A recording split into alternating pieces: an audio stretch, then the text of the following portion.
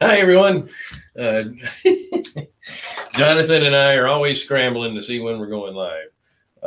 Yes, I'm very bright over here, as you can tell. You've always been a bright guy.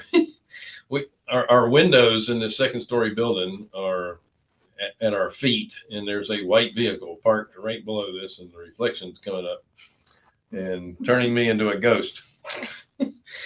Anyway, thank you so much for joining us on the Passive Accredited Investor Show. You guys curious about rental, build to rent? How's it going with the moratoriums on evictions and that type of thing? We're going to get to that. We have a great guest right after this.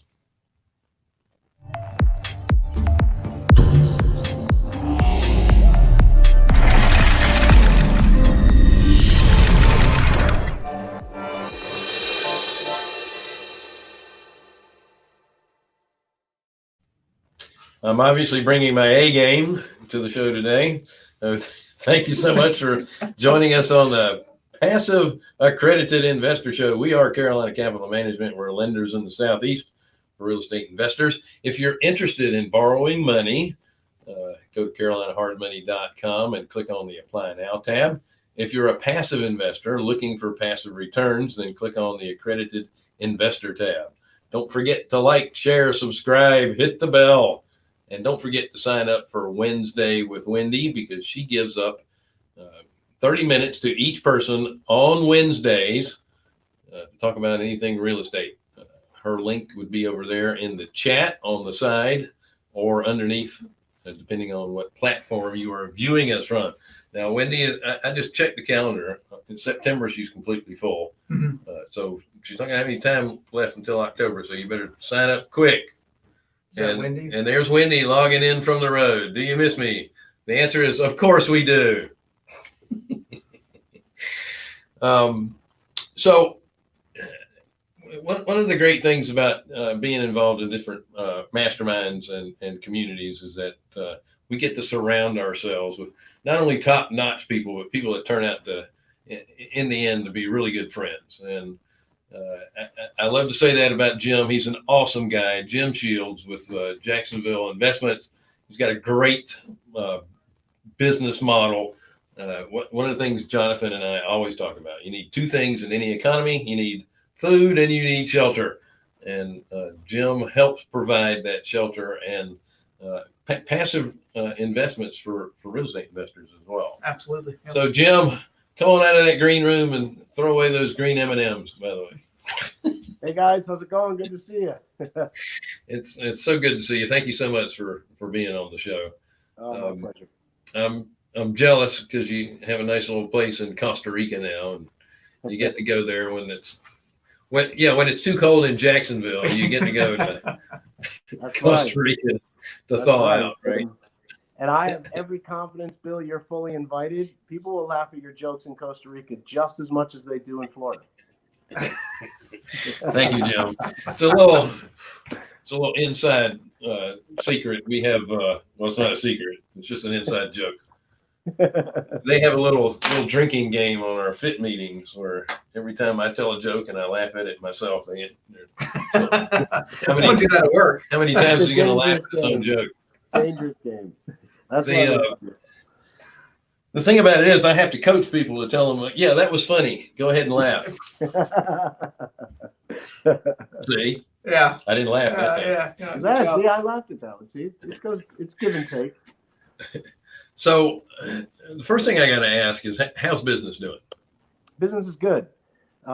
Look, I'll take a little luck when it comes our way, Bill. We came to Florida years ago because, mentors of mine said follow the baby boomer growth migration, and warm and by the water was where we wanted to be. I was in California and left there. Wasn't the most landlord friendly, wasn't the most business friendly, wasn't the most economic, when it came to the price of the housing. So we're in Florida, and I'm very happy to be so. That's been a lot about our, being in build to rent, where we build new property for investors and tenants. You want to be where there's growth, and you want to be where there's favorable terms for landlords. And Florida obviously is is the number one exodus state in the country right now. So although we had growth before the pandemic has really shined a light on us in a lot of ways that weren't expected, and we're feeling the positive brunt of that with growth migrations, more demand for housing, and more investors wanting to be here. Yep. The last show we had, we were discussing the eviction moratorium and how Supreme Court said that CDC can't extend it either. But again, they appeal it, so it'll take a little while to get that through. What kind of, and you guys have a property management company as well, right? Yeah, we have a property management company. My building partner owns the management company that's managed my own personal portfolio and our investors. And we watch this very closely, Bill. It's been very surprising, as you said, the CDC does not have the jurisdiction to do what they've been doing. But we have to go through processes to get it reversed. Luckily, it's a state by state thing. And I know, and you and I have had conversations, certain states are standing up to that stronger than other states. So I think it's really important for investors to see where they're investing in that state. And rent moratoriums, the same thing. Unfortunately, certain states are very prepared to take away the rent payments from the small, hardworking landlords, but they're not putting moratoriums on the mortgage payments to the large banks. They're not putting moratoriums on the insurance payments or insurance premiums you owe to your insurance company to protect that property. And God forbid they were going to put a moratorium on the property taxes that are owed. I don't think we're going to see that. So when that comes up, that's a pretty serious situation. Luckily, here in Florida, we've had some moratoriums, but there is still ability to evict. There's ability to screen very well, unlike certain states where, man, some of my friends are really struggling, and I do feel for them. And it's something that you have to watch now that none of us knew we were going to have to consider really in our investing strategy. I mean, we have vacant properties that we're trying to foreclose on right now. Vacant, they're not even completed. And Mecklenburg County has already kicked the bucket 3 months now for no reason at all. And again, houses are vacant. Yeah, they're just pushing it back because they don't have the personnel. And the courts are so backed up. I don't know what the reasons are. They won't give us one. They just keep pushing our court dates back. Yeah. So even if you're the lender and you're having to foreclose, you have issues. And I mean, I understand it if these homes were occupied and you were worried about kicking people out. Yeah. But they're not even completed. And then of course we get notices that we have to go in there and take care of the property, but we don't own the property because it hadn't gone through foreclosure yet.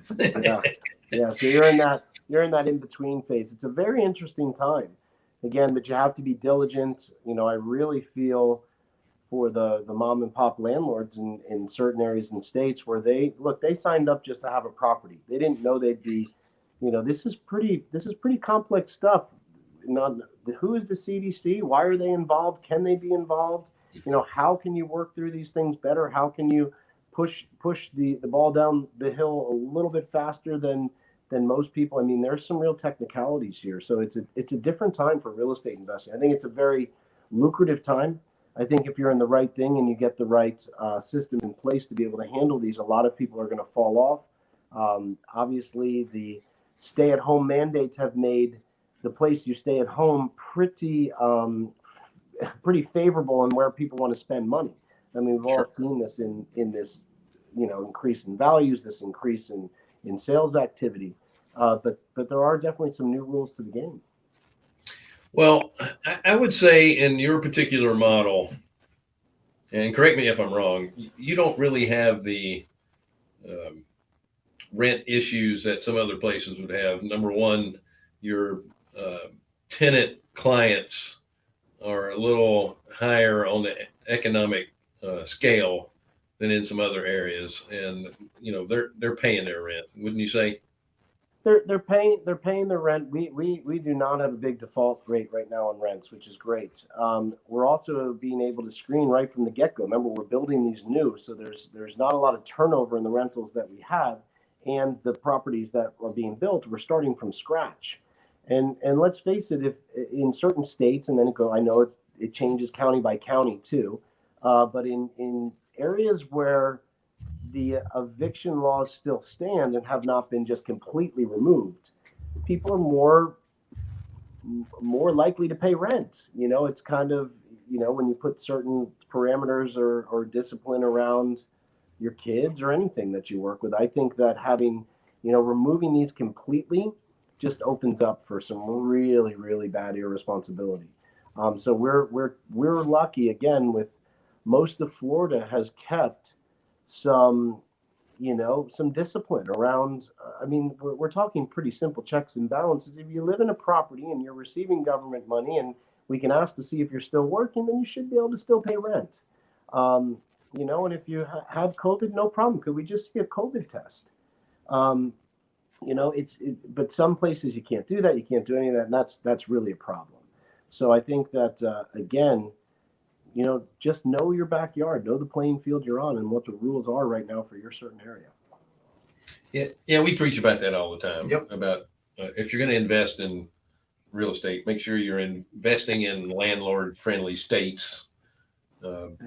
Never been more important. Never been more important than now, Bill. Yeah, and it I know a lot of people is it a deed of trust state or is it a mortgage state?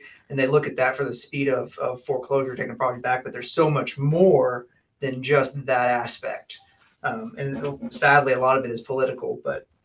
Yeah, we're pretty fortunate right now that we have the ability through different software and algorithms that we can figure out where the low crime areas are, the average income of the person or the people that are going to be in certain areas, the migration patterns of the country, and we should be able to really target where we want to put our investments. Exactly. And those are going to be in the growing areas that are lower cost of living than most of the areas. I'm not going to add to the freedom, but people have more freedom in certain areas than others. Yeah. And it's all about the quality of life areas. Speaking of which, you're not just in the Jacksonville area; you're in multiple areas in Florida. Yeah, we started in Jacksonville because that's where we did bulk foreclosures, both me and my building partner for many years. And then about 7 years ago, if you guys remember, the bulk foreclosures started to dry up. There have been these nice media stories about this shadow inventory that would be coming up. Do you remember shadow inventory? That was favorites. Funny thing was, this shadow inventory never came. There were thousands of houses the banks were holding back in each area. It just wasn't true. They didn't come, and we were starting to really fight over these fixer-uppers. And we just said, well, why don't we try to build? And so, that was 7 years ago. We built about $3 million worth of investment property, and last year we did $125 million in new contracts. So it grew quickly, but that starting point, Bill, was in Jacksonville where we knew our stuff, and then we branched slowly out to Ocala and Palm Coast and Citrus County, and then 6 different markets down in Southwest Florida. All these areas had the 5 factors we look for: population growth, economic growth, a good affordability index, which means what's the average salary compared to the average price of houses. It was desirable. There were things of lifestyle and people wanted to live there, and healthy supply and demand. Areas of Southwest Florida, for example, by the time we went down there, they were already 3 years behind on needed rental inventory. That was really to our advantage since we already had building track record and reputation in other areas that was good and was able to go in. And again, we're just providing with the wind at our back. There's so many people moving to Florida now. We didn't want to put too much pressure on one market like Jacksonville, but we wanted to go into areas of Florida that were also experiencing that high growth and have those 5 factors. So we're in about 12 different markets now. I do have a question from Sarah, but I'm going to get to that in just a second. With the prices of everything going up, and I'm not talking just about building materials and labor and that type of thing, as popular as Florida has gotten, what are you doing about how hard is it for you to find affordable land to start building subdivisions in? Yeah, land is hard right now for a lot of people. The IMN conference was a few weeks ago in Miami, and there were a lot of the big hedge funds, institutions there saying they were getting into build to rent and they had tons of money. It was funny though, they couldn't find any land. they're trying to go off of just basic resources, and then at the same time they're also paying too much and they can't make the numbers work, and it's also hard to find people to build for you right now. What we have, Bill, is we have a 14-person team we have an off-market system to identify tracts of land and spot lots, existing lots in already established neighborhoods that aren't on the market. That's been very, very advantageous to us, and has really kept us strong. In fact, we had one of our strongest lot buying months ever in the month of July. And Nice. Most of that came from an off-market system, which is not easy to put together. Hats off to my building partner who really spearheaded that. But that's an important part of this. If you can't find the land and find it at the right price, how are we going to be able to build a property where we can make a small margin? They can also get into a cash flowing property. There's a couple of different factors there. Sure. And you also have to make sure that the affordability of the house is going to dictate how much people can afford in rent.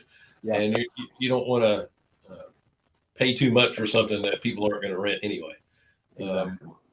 And most people don't realize that Florida has a lot of agricultural land. Oh yeah. There's a ton of land available. Is it suitable to build on? Not a lot of it. No, and you want to, and also there's certain areas you want to build, and there's other areas you wouldn't want to build for a number of different reasons. So it's a huge growth area, but you also want to have some desire for people to be there, because you could build a house in certain areas of nowhere. I think it's gonna be really hard to rent. So you want to be near areas where they're experiencing the growth and there's some desirability to bring the people there. That's really important. Absolutely. So Sarah had a question about what are some of the most landlord and least landlord friendly places. New York and California are two of my least favorite landlord places. I was in California. Again, like Jonathan said, it kind of does go county, or maybe that was you, Bill, one of the two. You talked about county by county, the county I was in California was more friendly by California terms than most, but still not very friendly. And New York is just awful. They're terrible right now.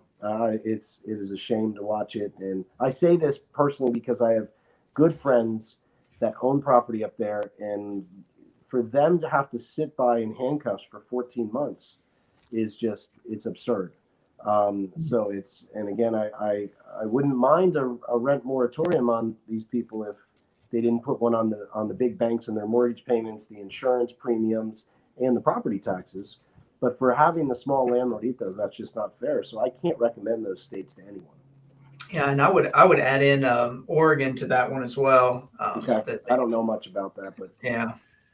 Well, we've had a couple of loans in Oregon, so we know firsthand it's not a very mortgage or lender and or landlord. It's not landlord. I mean, there's a lot of rent control going on there as well, especially in the Portland area. Well, I can tell you that in Portland, you're allowed to squat on a house that's in the middle of being built. So if that's the case,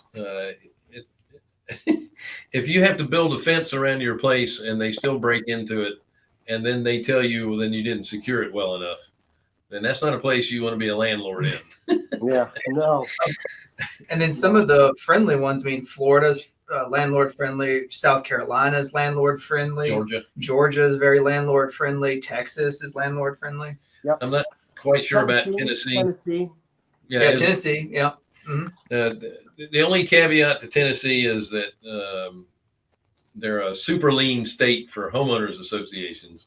So as a lender, you have to be very careful that the homeowners association dues are paid, because they can foreclose without even telling the first lien holder. Oh, wow.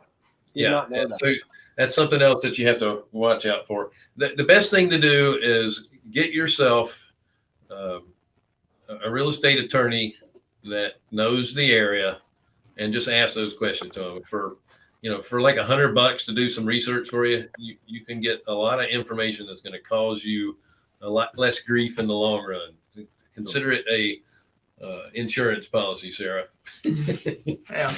And Jim is correct. It is, real estate is local, and it gets right down to the counties, how they want to treat things. Like he was saying, New York. I mean, Kings County, New York. when I worked at a family office. When I started there, we had a loan in foreclosure in Kings County. When I left 4 years later, it was still in foreclosure at Kings County. Wow. Yeah. I tell you, I keep going back to the landlords not getting any help.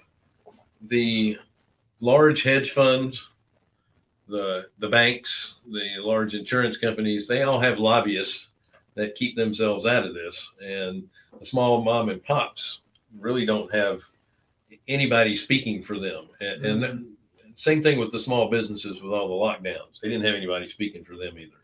And you're always going to get trampled on when you don't have a voice in government, which is a shame. Yeah, very unfortunate. Part of the reason that we lend to legal entities and not individuals is because government doesn't really care about businesses. They only care about consumers. For now anyway. So it's a little more friendly for us as lenders. Yeah. Now, don't get me wrong. We don't purposely make loans to people that we're going to end up taking it back because we don't want the stupid home. We just want the payments. Well, Jim, can you tell us what are you anticipating for the next, I guess the closeout of this year and maybe the start of next year? Are you all ramping things up, or are you kind of taking the watch and wait approach, or what's your all's plan, if you don't mind sharing? Yeah, we are. Well, it's funny I brought up Tennessee. We actually earlier this year had looked at 220 lots in Tennessee. We like Tennessee, and we decided no. And we got out of the lots. We were building in Southwest Atlanta. We're finishing a townhouse development there, but right now that's really all we're doing. We're really going heavily into Florida. We like Florida. We want to focus our efforts and our teams there. We understand Florida, so we at this point are not planning to triple our builds or anything, but we want to stay at where we're at. And after having a record last 12 months, we want to stay where we're at. And it's simply because the demand's there. So we plan to stay status quo. When the pandemic started, we took a big risk, and we went into well over $20 million worth of land. We talked to people I thought were way smarter than us. They said, I don't think this is going to crash the real estate market like 08. In fact, certain areas like where you are in low density, I think are going to do very well. It was advice. We took it. And so we don't have a problem with land right now. We have enough land in our hopper to build on for the next 3 years. Where a lot of people are scrambling now to get the land and work deals with the builder, we are a self-build. So we're pretty insulated right now, which is exciting. So we plan to keep moving forward. That's our goal right now. Yes, material prices went up, which had to increase our prices as well. But the good news is values creeped up even more. And the last thing to go, which finally has happened, is rents. Holy moly, have rents gone up in the last 3 months in ways that I've never seen in 23 years. So we plan to have a very strong months and keep moving very steadily forward with just our low density, 1 to 4 units, new construction, A properties in B areas in high growth areas in Florida. That's what we're doing, and we're going to stick to it. Yeah. Well, that's a good thing. If it's not broken, don't fix it, right? Yep. I've been not broken and tried to fix it, and that doesn't work too well, Bill. That's right. Can we get his URL back up there, so if people want to get in contact with Jim and turnkey rentals, if you're interested in that? So Jim, you have a fund as well, correct? Yeah, we have an income fund. Give a little info on it. Yeah, that's the front engine of our business. That allows us to be buying and developing the land, whether it's, again, small spot lots or small tracts of land that we're developing. Every piece of land we buy has to be able to be underwritten to put an investment property on it that will cash flow. That's kind of our safety score, which is nice. So we build properties for a lot of investors. We also will develop land or pick up lots, and then the national home builders, we work with about 5 or 6 of them, will step in and buy us out of some of the lots for a profit, quicker profit. So that's great for our income fund. But our income fund is the front engine. And then the back engine, like you said, is we build new construction investment properties and help people build their own portfolios here in Florida. A lot of people want to be in Florida. They're not sure how to do it. They don't want to deal with older properties. They want management in place, and we take care of all that. All right. So with your fund, you have to be an accredited investor? Accredited investor, $100,000 minimum. It's a 5-year fund, but we're about a year into the fund. It's going to close in about 2 months. So Okay. you're looking at about 3 to 4 years. All right. And then for those who want to own a turnkey property, they don't have to be accredited. They can just come in and get on your list to buy properties. I'm sure you have a list. Yeah, we release properties twice a week. They don't have to be accredited, and our stuff, the Fannie and Freddies love loaning on our properties. We've never had a problem getting those things. So if you have serviceability with some of those, it's a great way to use it. And we've helped a lot of people build some nice portfolios. Well, one of the beauties of being in Florida is that you're still going to have strong rents, but you do have that, I call it the cherry on top of the cake there, which is appreciation. Typically when you're buying a rental property, you're more worried about cash flow. You want to make sure it cash flows first and foremost. You're not worried about valuation as much. And that's why the Midwest does very well. They don't go up in value very much, but they're nice and steady. But you still have the nice and steady in Florida, and you have the added bonus of states like Texas and Florida, where you're also going to see quite a bit of appreciation. Yep. Yeah, it's the people that are smarter than me, and that doesn't say much, but there's a lot of people smarter than me saying that Florida has a very nice growth pattern for at least the next 5 years. We do our growth projections more conservatively than most people think we should, but even with just a 5% growth on our properties, you look out 5 years, you got a very healthy portfolio. And we've seen that with the prior 5 years, and why it's happening makes sense. It's not speculation at this point. Again, it goes back to supply and demand, our positioning and being, the number one exodus state right now. And just there's so much business moving here that affordability index stays good because the jobs are a lot better here in Florida than anywhere else. Yeah, Florida is a no income tax state as well. So that's bringing a lot of folks in. Now, Florida has had a bad reputation for valuations. It's a big mortgage fraud state, but all of that is coming from the Miami general area. Most of it. Yeah, I don't invest in Miami. I know people that have made a lot of money from 08 and forwards in Miami. It's just not our area of focus. Yeah. So that area kind of Melbourne Beach, Cocoa Beach, south to Miami, we just have never gone into that area. It's just not really of interest. The numbers didn't make sense. It's just not for us. And Miami is more of a tougher landlord area for sure. So I don't see us entering Miami anytime soon. Yeah, and that's what I was going to mention. Don't let those bad reputations of the Miami area discourage you from investing in Florida. I mean, we just bought a place in Florida too. We love the area. It's just a good place to be in. We just funded 2 light industrial buildings in Jacksonville, actually. So. Oh, good. Well, Jacksonville is a great business town, very diverse. That's why I loved it. It wasn't dependent on one industry. For the coastal city to have the affordability index that Jacksonville has always had is incredible.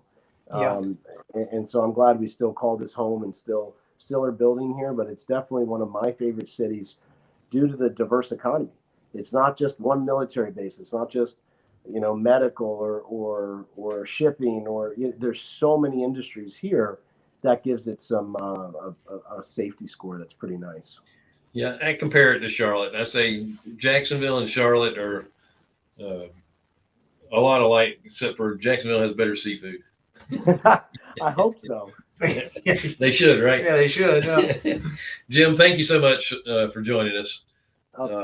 Yeah, I appreciate it. Always good to talk with you guys. Let's put Jim's URL back up again one last time there. If you're interested in investing in this 5-year fund, it's an income fund. Is that the place to go to get information on that? Yeah, they can just reach me, set a call with me, and we'll get them in touch with the fund side of our business. All right, excellent. And if you're interested in holding properties yourself, then obviously also talk to Jim about possibly buying some of those turnkey properties as well. Again, thank you so much, folks. Thanks for having me, guys. Take care. All right, take care. Folks, thank you so much for joining us on the Passive Accredited Investor Show. We are Carolina. What are we? Carolina Capital Capital. Managers. Easy Yeah. for me to say. We are lenders in the Southeast for real estate investors. If you are interested in borrowing money, go to carolinahardmoney.com. Click on the Apply Now tab. If you're a passive investor looking for passive returns, then click on the Accredited Investor tab. Don't forget to like, share, subscribe, hit the bell, and sign up for Wednesday with Wendy. Like we said earlier, she is backed up into October, so get on the list as soon as possible. It was wonderful having you guys join us this week. We will talk to you next time.